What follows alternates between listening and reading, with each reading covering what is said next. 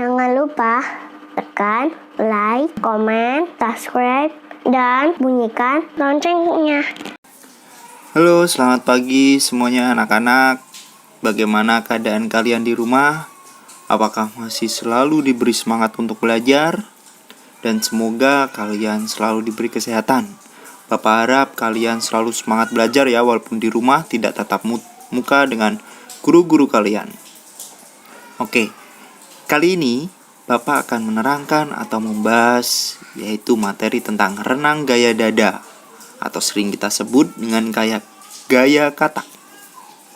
Pelajaran ini adalah pelajaran kelas 4 SD.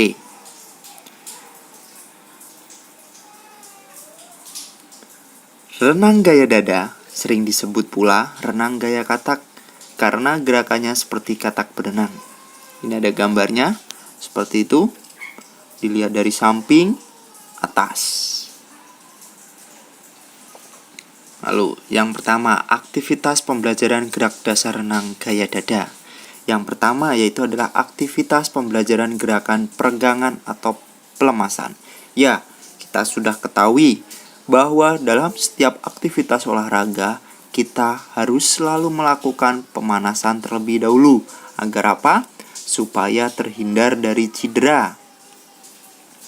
Dalam aktivitas ini sangatlah penting harus dilakukan karena manfaat dari pemanasan itu supaya kita terhindar dari cedera, yaitu biasanya kram otot kalau di dalam air.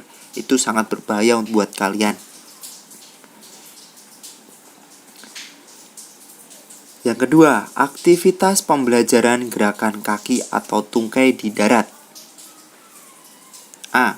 Terlungkup di atas meja. Ini ada gambarnya. Dari gerakan A, B, C, dan D bisa kita pahami. Yang B, terlentang di lantai. Lihat gambarnya ada seperti itu.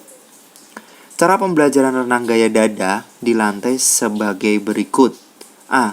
Berbaring terlentang, kaki rapat dan kedua tangan di samping badan. B. Angkatlah kedua kaki dari lantai. Ya, kakinya ditekuk ke atas. C. Tarik kedua lutut ke arah perut. D. Tendangan kaki melebar ke samping. E. Kemudian luruskan kembali kedua kaki ke posisi awal. Oke, sekarang kita akan percobaan di kolam renang. Ya, ini ada gambarnya.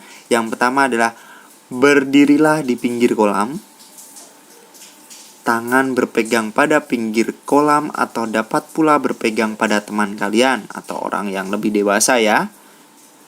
B. Langkah gerakan kaki pada renang gaya dada sebagai berikut. A. Membentuk posisi meluncur, yaitu badan sejajar permukaan air dengan kedua tungkai lurus dan rapat. Posisi telapak kaki jinjit. B. Tarik kedua tumit ke arah pinggul dengan melipat lutut. Posisi telapak kaki tekuk ke atas depan. C. Memutar pergelangan kaki ke samping sehingga telapak kaki siap mendorong ke arah luar. D. Dorong telapak kaki secara serentak dan kuat ke samping sambil memutar pergelangan kaki. Akhiri dengan lecutan kedua ujung kaki sehingga posisi telapak kaki jinjit. E. Akhir lecutan kedua ujung telapak kaki, badan dan kedua tungkai diluruskan ke posisi semula. Meluncur ya. Itu ada gambarnya seperti itu dari samping, tampak samping dan tampak belakang.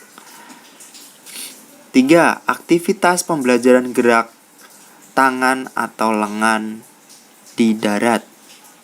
Cara melakukan sebagai berikut. A. Berdiri kangkang di pinggir kolam. B. Badan bungkuk ke depan dan kedua lengan lurus ke depan. C. Telapak tangan dirapatkan dan wajah terlungkup di antara kedua tangan sampai batas telinga. D. Balikkan ke telapak tangan yang menyatu tadi. Dayung atau tarik tangan ke samping bawah dengan kuat sampai sejajar dengan dada. E. Lalu putar kedua tangan dengan cepat ke dalam sehingga telapak tangan bertemu di bawah dada. F. Dorong kedua tangan yang menyatu tadi lurus ke depan. G. Benamkan kembali ke bawah di antara kedua tangan lurus. Posisi ini disebut meluncur ya. H. Dayung kembali kedua tangan dengan cepat dan kuat seperti nomor 4. Atau D ya. Balikkan telapak tangan yang menyatu tadi. Dayung atau tarik tangan ke samping bawah dengan kuat sampai sejajar dengan dada. I. Ulang tahapan ini berkali-kali dengan benar. Karena semakin kalian mengulang, kalian akan semakin mahir untuk melakukannya. Gambar 1, ini ada contoh gambarnya. Tangan membungkuk, kedua tangan lurus ke depan siap mendayung. Gambar kedua, kayuh tangan lurus untuk dorong badan dan kepala seolah-olah muncul ke permukaan air. Gambar yang ketiga, ketika kedua tangan diluruskan ke depan, tundukkan seolah-olah membenamkan kepala ke dalam air. 4.